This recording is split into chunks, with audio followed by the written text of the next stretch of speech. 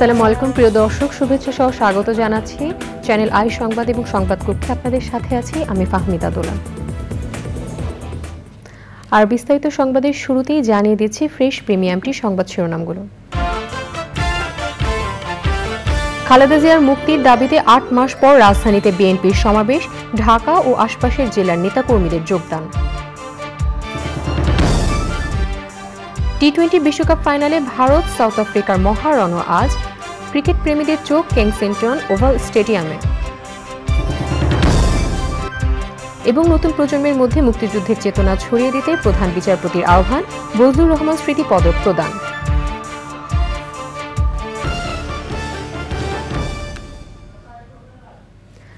সংবাদ শিরোনামগুলো জানাচ্ছিলাম। এখনকার সংবাদ আয়োজনে একই সঙ্গে চ্যানেল আই এর ইউটিউব চ্যানেলে এবং চ্যানেলের ওটিটি প্ল্যাটফর্ম আই স্ক্রিনে লাইভ স্ট্রিম হচ্ছে। যাচ্ছে বিস্তারিত প্রসঙ্গে। সাবেক প্রধানমন্ত্রী বেগম খালেদা জিয়ার নিঃশর্ত মুক্তির দাবিতে রাজধানীর নয়াপল্টনে সমাবেশ করছে বিএনপি। ৮ মাস পর রাজধানীতে আয়োজিত এই সমাবেশে ঢাকা ও আশপাশের জেলা থেকে খণ্ড খণ্ড মিছিল নিয়ে জড়ো হচ্ছেন বিএনপি ও অঙ্গ সংগঠনের নেতাকর্মীরা। সমাবেশে প্রধান অতিথি হিসেবে বক্তৃতা করবেন বিএনপি মহাসচিব মির্জা ফখরুল ইসলাম আলমগীর। এই মুহূর্তে নয়াপল্টনে আছেন আক্তার হোসেন, সরাসরি যাচ্ছি তার কাছে। আক্তার, বিএনপির সমাবেশ নিয়ে সার্বিক কি তথ্য আছে আপনার কাছে?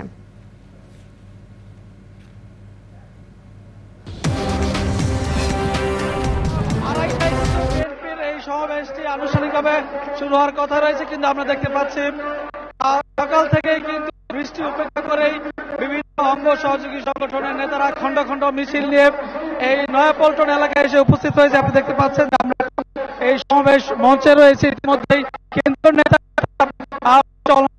মঞ্চে আসছেন এবং বিভিন্ন জেলা থেকে অর্থাৎ ঢাকার আশেপাশের জেলাগুলো থেকেও কিন্তু নেতাকর্মী তারা খণ্ড খণ্ড মিছিল নিয়ে এই সমাবেশ স্থলে তারা আসছে। যে বিষয়টি আজকের এই সমাবেশের মূল উদ্দেশ্য, তারা বলছেন যে বিএনপি চেয়ারপারসন বেগম খালেদা জিয়া অনেকদিন থেকে গুরুতর অসুস্থ, বিশেষ করে গত সপ্তাহখানেক ধরে কিন্তু তিনি রাজধানীর এভারকেয়ার হাসপাতালে রয়েছে এবং গত 23শে জুন তাকে পেসমেকার বসানো হয়েছে। অর্থাৎ বিএনপি নেতারা বলছেন যে বিএনপির চেয়ারপারসন বেগম খালেদা জিয়া তিনি জীবন সংখ্যার মধ্যে রয়েছে এবং তারা যেই শান্ত কর্মসূচি কিংবা বিভিন্ন দাবি আদায় করেও কিন্তু তারা তাদের দাবিটি আদায় হয়নি, কিংবা খালেদার চিকিৎসা অথবা তারা যে দাবি করছে যে বিদেশি নিয়ে উন্নত চিকিৎসা, সে চিকিৎসা দাবিটি কিন্তু আদায় হচ্ছে না।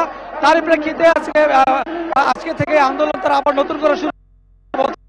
আন্দোলনের মাধ্যমে এই বিএনপি চেয়ারপারসনের মুক্তি করা হবে এবং বিএনপি চেয়ারপারসন গণতন্ত্রের মুক্তি হলে বিএনপি চেয়ারপারসন মুক্ত হবে এবং তার চিকিৎসা সুনিশ্চিত হবে। এই মুহূর্তে আমরা আজকের এই কর্মসূচির বিষয়ে কথা বলবো বিএনপির ভাইস চেয়ারম্যান বরকতুল্লাহ বুলু সাহেব।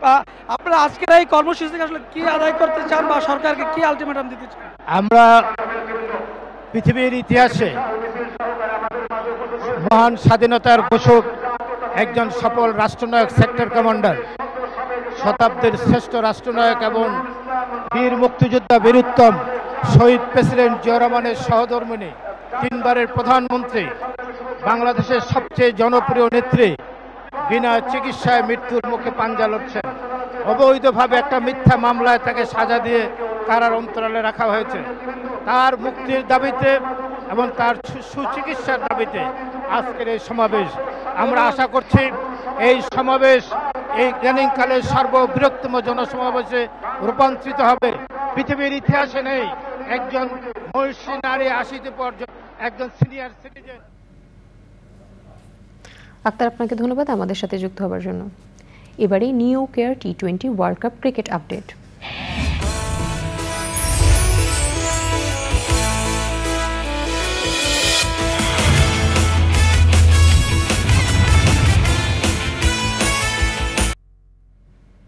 এক মাসে জমজমাট লড়াই শেষে টি-20 বিশ্বকাপ ক্রিকেটের ফাইনালে মুখোমুখি হচ্ছে দুই অপরাজিত দল সাউথ আফ্রিকা ও ভারত। বার্বাডোসের ব্রিজটাউনের কেনসিংটন ওভালে আজ বাংলাদেশ সময় রাত 8:30টায় শুরু হবে খেলা। বৃষ্টি বা অন্যান্য কারণে প্রথম দিন খেলা শেষ না হলে রোববার থাকছে রিজার্ভ ডে। সাউথ আফ্রিকার সামনে প্রথম আইসিসি বিশ্বকাপ জেতার হাতছানি। 2013-তে সর্বশেষ আইসিসির টুর্নামেন্ট জেতা ভারতের সামনে গত নভেম্বরে ঘরের মাঠে ওয়ানডে বিশ্বকাপের ফাইনালে হারের ক্ষতে প্রলেপ দেওয়ার সেরা সুযোগ। বার্বাডোস থেকে সাইদুর রহমান শামীমের রিপোর্ট। আয়োজক হিসেবে বিশ্বকাপ ফাইনালে থাকার স্বপ্ন ব্যর্থ হওয়ার পর এবার নিজেদের মাঠে ইতিহাসের সেরা ফাইনাল আয়োজনের চেষ্টা ত্রুটি রাখছে না ওয়েস্ট ইন্ডিজ। ক্যারিবীয় ক্রিকেটের রাজধানী বার্বাডোস থেকে উঠে এসেছে স্যার গ্যারি সোবার্স, ওয়েসলি হল, ফ্র্যাঙ্ক ওরেল, জুয়েল গার্নার ও ম্যালকম মার্শালের মতো ক্রিকেট কিংবদন্তিরা। তাদের স্মৃতিধন্য কেনসিংটন ওভাল প্রস্তুত হচ্ছে ক্রিকেটের এক গ্র্যান্ড ফিনালের আয়োজনে। আমি তৃতীয়বার বিশ্বকাপ জেতার আনন্দ উদযাপন করব। যে দল জিতবে তাদের হয়ে উল্লাস করব। দু দলই দীর্ঘদিন কাপ জেতে না, দু দলই চাপে থাকবে। যারা সেই চাপ অতিক্রম করবে কাপ তাদের হবে। বার্বাডোসের উইকেটে প্রচুর রান আছে। ফাইনালটা হাই স্কোরিং হবে। দর্শক ম্যাচ দেখে আনন্দ পাবে। ইউনিভার্সাল বস ছিলেন এবারের আসরে আইসিসির অন্যতম দূত। তার ভাষায় এবারের আসরে খালি হাতে ফিরবে না কেউই। উইকেট নিয়ে সমালোচনাকেও গ্রাহ্য নিতে চান না টি-20 ক্রিকেটের পোস্টার বয়। এবারের বিশ্বকাপ যুক্তরাষ্ট্র, ওয়েস্ট ইন্ডিজ এবং আইসিসির জন্য উইন উইন সিচুয়েশন তৈরি করেছে। যুক্তরাষ্ট্র দলে পারফরমেন্স ভালো, আইসিসি যুক্তরাষ্ট্রের বাজার ধরতে পেরেছে। অন্যদিকে ওয়েস্ট ইন্ডিজের মাঠে পারফরমেন্সে হতাশ আমি। তাদের ধারাবাহিকতার অভাব আছে। এই সীমাবদ্ধতা কাটাতে হবে।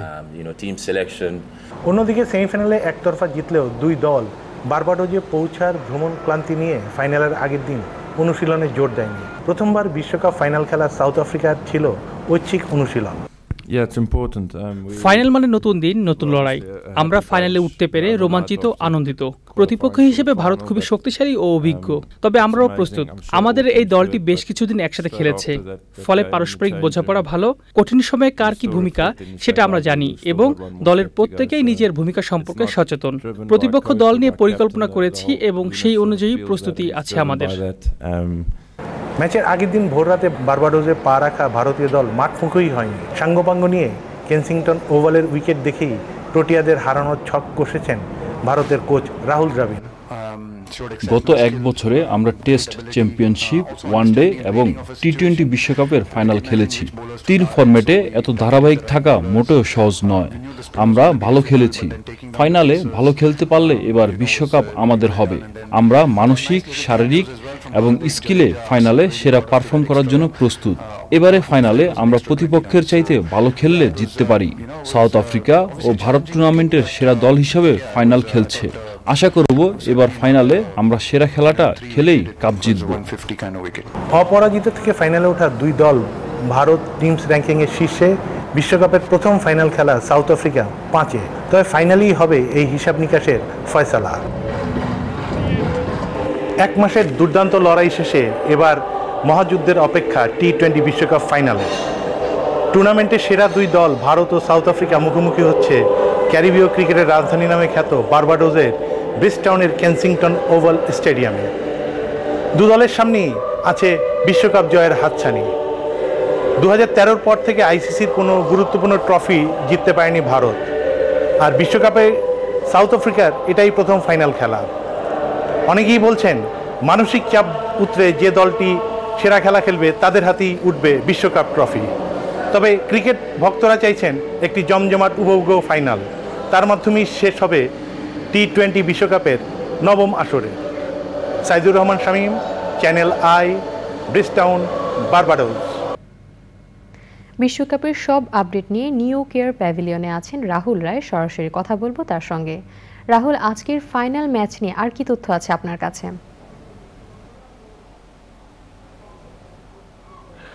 দোলা, আপনাকে ধন্যবাদ। আজকে একটি উক্তি দিয়ে শুরু করি। সাউথ আফ্রিকার অধিনায়ক মার্ক ট্রাম্প বলেছেন, আমরা শুধু ফাইনাল খেলতে আসিনি, আমরা জিততে এসেছি। এই উক্তিটা দেখলাম গণমাধ্যমে, অনেক গণমাধ্যমে শিরোনাম হয়েছে সাউথ আফ্রিকার অধিনায়কের এই মন্তব্য। কেননা আমি বারবার বলছি এবং এটাই আসলে একটি সাউথ আফ্রিকার জন্য দারুণ উদ্দীপক যে তারা গত টি-20 এবং 50 ওভার ওয়ার্ল্ড কাপে 7টি সেমিফাইনাল খেলেছে, একটি তো ফাইনালে পৌঁছতে পারেনি। এবার তারা সেই কাঙ্ক্ষিত ফাইনালে পৌঁছেছে এবং থ্রু আউট দ্য টুর্নামেন্ট তারা দারুণ খেলেছে। যে কটি খেলা হয়েছে সব কটিতে কিন্তু জিতেছে। সাউথ আফ্রিকা মুখিয়ে আছে তাদের ইতিহাসে, ক্রিকেটের ইতিহাসে প্রথমবার বিশ্ব শিরোপা ঘরে তোলার জন্য। অন্যদিকে ইন্ডিয়াও কিন্তু 2007-এ প্রথম টি-20 বিশ্বকাপে জিতেছিল এবং 11তে ওয়ানডে বিশ্বকাপ জিতেছিল। এরপর প্রতিবার ফেভারিট থাকলেও কখনো এই বিশ্ব সেরার শিরোপা তারা ঘরে তুলতে পারেনি। এবার তারাও মুখিয়ে আছে। আমি ছোট করে যদি কিছু তথ্য দেই, যেমন 26 বারের মধ্যে এই দুই দলের মুখোমুখির মধ্যে ভারতই বেশিরভাগ জিতেছে, তারা 14 বার জিতেছে, অন্যদিকে সাউথ আফ্রিকা জিতেছে 11 বার। আমি যদি এই টি-20 বিশ্বকাপের কথা বলি, সেখানেও কিন্তু ভারত এগিয়ে, 6 বারের মোকাবেলায় 4 বার জিতেছে ভারত আর 2 বার জিতেছে সাউথ আফ্রিকা। তবে পরিসংখ্যান সবসময় ম্যাচের ভবিষ্যৎবাণী বলতে পারে না। আসলে দারুণ একটি ফাইনালের অপেক্ষায় রয়েছে পুরো ক্রিকেট প্রেমীরা, কারণ সেমিফাইনালটা প্রত্যাশা মতো হয়নি। তবে ছোট আরেকটি তথ্য দেই যে ক্রিকেটে পিচ এবং কন্ডিশন খুব গুরুত্বপূর্ণ। বারবাডোজের পিচ, সবাই বলছে যে শুরুর দিকে পেসারদের বলে সুইং থাকে, মাঝের ওভারগুলোতে স্পিনাররা টার্ন পায়। তো বোলাররা যেমন সুবিধা হবে, একইভাবে ব্যাটাররাও কিন্তু যদি ক্লাস থাকে, তাদের টেকনিক ভালো থাকে, তারাও কিন্তু এই পিচে রান পায়। তো মনে করা হচ্ছে যে একটি স্পোর্টিং পিচে ভালো একটি ফাইনাল হবে। দোলা। রাহুল, আপনাকে ধন্যবাদ আমাদের সাথে যুক্ত হওয়ার জন্য। এবারে অন্যান্য সংবাদ। বিচারাধীন বিষয়ে মিডিয়া ট্রায়ালের ঘটনায় উদ্বেগ প্রকাশ করেছেন প্রধান বিচারপতি ওবায়দুল হাসান। মুক্তিযুদ্ধ জাদুঘরে মুক্তিযুদ্ধ বিষয়ক সাংবাদিকতায় বজলুর রহমান স্মৃতি পদক 2023 প্রদান অনুষ্ঠানে তিনি আদালতের সংবেদনশীল বিষয়ে প্রতিবেদন প্রকাশে সাংবাদিকদের সতর্ক থাকার আহ্বান জানিয়েছেন। লুৎফর রহমান সোহাগের রিপোর্ট। বাংলাদেশের সাংবাদিকতায় যারা অসাধারণ অবদান রেখে গেছেন তাদের অন্যতম বজলুর রহমান। মুক্তিযুদ্ধের চেতনায় প্রগতিশীল সমাজ গঠনে আমৃত্যু কাজ করে গেছেন কীর্তিমান এই সাংবাদিক। বজলুর রহমানের সম্মানে 16 বছর ধরে মুক্তিযুদ্ধ বিষয়ক সাংবাদিকতায় বজলুর রহমান স্মৃতিপদক দিয়ে আসছে মুক্তিযুদ্ধ জাদুঘর। এবছর এই পদক পেয়েছেন চ্যানেল আইয়ের স্টাফ করেসপন্ডেন্ট লাইলা নওশিন, ভোরের কাগজের ঝর্ণামণি ও ডেইলি স্টারের আহমদ ইশতিয়াক। ঝর্ণামণি মুক্তিযুদ্ধে নারীদের অংশগ্রহণ বিষয়ক 15টি অনুসন্ধানী প্রতিবেদন তৈরি করেন 2023 সালের 1 ডিসেম্বর থেকে 15 ডিসেম্বর পর্যন্ত। দৈনিক ভোরের কাগজ যথাযথ গুরুত্ব দিয়ে ধারাবাহিকভাবে তা প্রকাশ করে। ধারাবাহিক প্রতিবেদনসমূহের বিষয় বৈচিত্র্যের নতুনত্ব, সংগৃহীত তথ্যের বস্তুনিষ্ঠতা এবং শব্দ ও ভাষার ব্যবহার বিচারকদের চমকৃত করেছে। আহমেদ ইশতিয়াক প্রতিবেদক জেনোসাইডের গুরুত্বপূর্ণ উপাদান, গণহত্যা এবং বৌদ্ধভূমি বিষয়ে তথ্য অনুসন্ধান এবং প্রত্যক্ষদর্শীর ভাষ্য তুলে ধরেছেন। এই পরিশ্রমসাধ্য কাজ বিচারকদের কাছে প্রশংসনীয় বলে বিবেচিত হয়েছে। সাংবাদিক হিসেবে দেশের প্রতি তার এই দায়বদ্ধতাকে জুরি বোর্ড আজ সম্মান জানাচ্ছে। লায়লা নওশিন মুক্তিযুদ্ধ বিষয়ক বিশেষ ধারাবাহিকতা প্রতিবেদন মুক্তিযুদ্ধের চূড়ান্ত পর্বে জাতিসংঘের নিরাপত্তা পরিষদে বাংলাদেশ ইস্যু তৈরি করেন এবং 2023 সালের 7 থেকে 15 ডিসেম্বর চ্যানেল আইতে যথাযথ গুরুত্ব দিয়ে তা সম্প্রচার করা হয়। প্রতিবেদনটিতে অনুসন্ধানের পারঙ্গমতা, তথ্যের বস্তুনিষ্ঠতা বিচারকদের মনোযোগ আকর্ষণ করেছে। যথাযথ তথ্যপাত্র সংগ্রহের জন্য প্রতিবেদকের পরিশ্রমলব্ধ গবেষণা ছিল প্রশংসনীয়। পুরস্কারপ্রাপ্ত সাংবাদিকরা বলেন, সংবাদ প্রতিবেদনের মূল্যায়ন তাদের মুক্তিযুদ্ধ বিষয়ে আরও গভীরভাবে কাজ করার অনুপ্রেরণা যোগাবে। নারীদের দুঃখজনক দিকটাকেই বেশি তুলে ধরা হয়েছে, কিন্তু নারীরা যে যুদ্ধ করেছেন, অস্ত্র হাতে যুদ্ধ করেছেন, সেই দিকটা ফুটিয়ে ওঠা হয়েছে কম। যেমন আমি এই কাজটা করতে গিয়ে আমি বেশ কয়েকজন নারীকে পেয়েছি একদম সম্মুখ যোদ্ধা। কাজ করা হয় মানে মুক্তিযুদ্ধকে ভালোবেসে, মুক্তিযুদ্ধের আসলে কারণ আমাদের জন্ম ইতিহাস তো মুক্তিযুদ্ধের মাধ্যমে রচিত, তো সে বিষয়ে আসলে নিজের দায়বদ্ধতা আর পাশাপাশি এই দিকটা আসলে কাজ করতে গিয়ে আসলে আমার যেটা মনে হয় যে মানে দায়বদ্ধতার জায়গা থেকে আসলে কাজটা করা। আসলে মুক্তিযুদ্ধ তো আমাদের ইতিহাসটাকে তো ভুলে গেলে চলবে না, তাই যে কাজগুলো হয়েছে সেগুলোকে আবার নতুন নতুন করে মানে মানুষের সামনে, গণমানুষের সামনে নিয়ে আসা উচিত। এরকমই একটি কাজ করেছি যে মুক্তিযুদ্ধের শেষ সময়ে জাতিসংঘে যে নিরাপত্তা পরিষদে বাংলাদেশ বিষয়ে যে অধিবেশনগুলো হচ্ছিল সেই সময়টাকে আমি তুলে ধরেছি, দিনভিত্তিক, আজ কি হচ্ছে কাল কি হচ্ছে এরকম করে। নতুন প্রজন্মের মধ্যে স্বাধীনতার চেতনা ছড়িয়ে দিতে সাংবাদিকদের মুক্তিযুদ্ধের ভিন্ন ভিন্ন আঙ্গিক নিয়ে কাজ করার আহ্বান জানিয়েছে মুক্তিযুদ্ধ জাদুঘর। ষোলো বৎসরে আমাদের প্রিন্ট এবং ইলেকট্রনিক মিডিয়ার বহু সাংবাদিক এই পুরস্কার পেয়েছে। ফজলুর রহমান শ্রীপদক মুক্তিযুদ্ধ বিষয়ক সাংবাদিকতাকে কেন্দ্র করে দেওয়া হয়। মুক্তিযুদ্ধ বাংলাদেশের অস্তিত্বের সাথে যুক্ত আছে। 1971-এর সেই মহান মুক্তিযুদ্ধের সাথে 2024-এর প্রজন্ম, ভবিষ্যতে 2050-এর প্রজন্ম যেন যুক্ত থাকে। মুক্তিযুদ্ধ বিষয়ক সাংবাদিকতার যে নানা মাত্রা আছে এবং পুরস্কারের বিষয়গুলো আমাদেরকে সেটা দেখিয়ে দেয় যে কত রকমভাবে এখনো কাজ করার রয়েছে। এই প্রত্যাশা আমরা রাখি যে এই সাংবাদিকতার যেন আরও গভীরতা পায়, আরও বিস্তার পায়। অনুষ্ঠানে বিচারাধীন বিষয়ে সাংবাদিকদের প্রতিবেদন করার ক্ষেত্রে সতর্ক থাকার আহ্বান জানিয়েছেন প্রধান বিচারপতি। বর্তমান পরিপ্রেক্ষিতে কিছু ঘটনায় আমরা কোর্ট ট্রায়ালের আগেই মিডিয়া ট্রায়ালের সংস্কৃতিতে উদ্বিগ্ন বোধ করছি। আদালত ও বিচার প্রক্রিয়া নিয়ে তথ্য প্রকাশের ক্ষেত্রে আমরা গণমাধ্যমের কাছ থেকে দায়িত্বশীলতা ও সচেতনতা প্রত্যাশা করি। স্বাধীনতা বিরোধী শক্তি সংখ্যায় বাড়ছে ইঙ্গিত দিয়ে এর বিপদ সম্পর্কেও সবাইকে সতর্ক করেছেন প্রধান বিচারপতি। লুৎফর রহমান সোহাগ, চ্যানেল আই, ঢাকা। সংবাদ এই পর্যায়ে নিচ্ছে একটি বিরতি এবং বিরতির পর যা থাকছে। কোপা আমেরিকা ফুটবলে বিরতির পর আবার আমন্ত্রণ চ্যানেল আই সংবাদে। চট্টগ্রামের সীতাকুণ্ড সিরাজগঞ্জের তারাশে সড়ক দুর্ঘটনায় 2 জন নিহত হয়েছেন, আহত হয়েছেন বেশ কয়েকজন। চট্টগ্রামের সীতাকুণ্ডে নিয়ন্ত্রণ হারিয়ে স্টার লাইনের একটি যাত্রীবাহী বাস খাদে পড়ে 1 জন নিহত হয়েছেন। এ ঘটনায় আহত হয়েছেন কমপক্ষে 10 জন। আহতদের মধ্যে 3 জনের অবস্থা আশঙ্কাজনক। তাদের চট্টগ্রাম মেডিকেল কলেজ হাসপাতালে ভর্তি করা হয়েছে। সকাল 9:30টার দিকে সীতাকুণ্ডের কালুশাহ মাজার এলাকায় এই দুর্ঘটনা ঘটে। সিরাজগঞ্জের সলঙ্গায় ট্রাক নিয়ন্ত্রণ হারিয়ে মুরসালিন নামে ট্রাকের হেলপারের মৃত্যু হয়েছে, আহত হয়েছে ট্রাকের চালক। ভোরে ঢাকা রাজশাহী মহাসড়কে সিরাজগঞ্জের তারাশের হরিণচড়া বাজার এলাকায় এই দুর্ঘটনা ঘটে। সার্বজনীন স্বাস্থ্যসেবা নিশ্চিত করার পাশাপাশি শিশুদের মানসিক স্বাস্থ্য বিকাশে সংশ্লিষ্টদের আরও তৎপর হওয়ার আহ্বান জানিয়েছেন বিশিষ্টজনেরা। জাতীয় শিশু একাডেমিতে গণমাধ্যম উন্নয়ন ও যোগাযোগ বিষয়ক প্রতিষ্ঠান সমষ্টি আয়োজিত সেমিনারে বক্তারা বলেন, শিশুদের যেন কেউ অপরাধে যুক্ত করতে না পারে সেক্ষেত্রে নীতি নির্ধারকদের সুরক্ষামূলক পদক্ষেপ নিতে হবে। শিশুদের মোবাইল ফোনের আসক্তি কমাতে বিকল্প তৈরি করে দিতে হবে বলে মত দেন তারা। অনুষ্ঠানে প্রধানমন্ত্রী ব্যক্তিগত চিকিৎসক ডাক্তার ABM আবদুল্লাহ বলেন, শিশুদের উপর অতিরিক্ত মানসিক চাপ দেয়া যাবে না। সমষ্টির নির্বাহী পরিচালক মীর মাসরুর জামানের সভাপতিত্বে অনুষ্ঠানে বক্তৃতা করেন শিশু একাডেমির মহাপরিচালক আঞ্জির লিটন, জনস্বাস্থ্য ও মহামারী বিশেষজ্ঞ ডাক্তার মুশতাক আহমেদ এবং গণমাধ্যম সহ বিভিন্ন ক্ষেত্রে বিশিষ্টজনেরা। এবারে জয় বানানা ফাইবার মেশিন সিল্ক সিটি সংবাদ।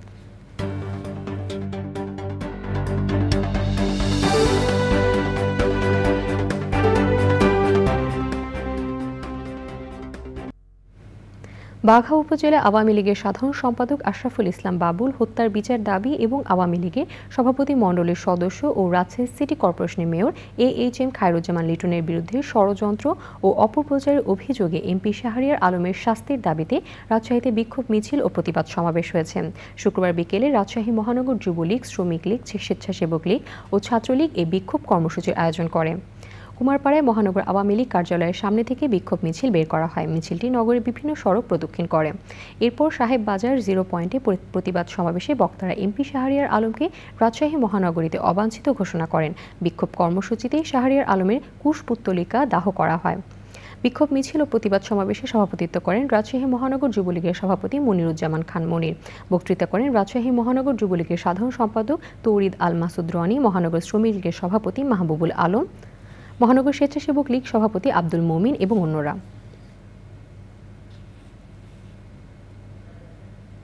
এবার নিটোল টাটা কৃষি সংবাদ।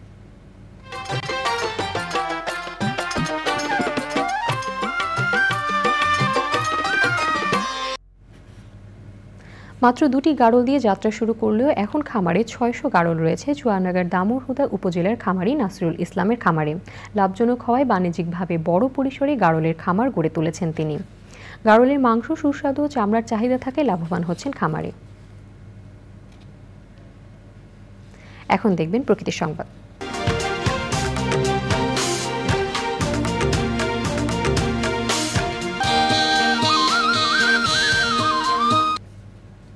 বিনোদন প্রেমীদের আকর্ষণে পরিণত হয়েছে জেলা সদরের একমাত্র বিনোদন কেন্দ্র শরীয়তপুর পার্ক। এখন শুধু ঈদ পার্বণই নয়, ছুটির দিনসহ এখন যে কোনো উৎসবে শিশু কিশোর ও অভিভাবকরা বাঁধভাঙা উল্লাসে মেতে ওঠেন পার্কটিতে। অসচ্ছল এতিম এবং বিশেষ চাহিদা সম্পন্ন শিশুদের জন্য সম্পূর্ণ বিনামূল্যে প্রবেশাধিকার রয়েছে পার্কে।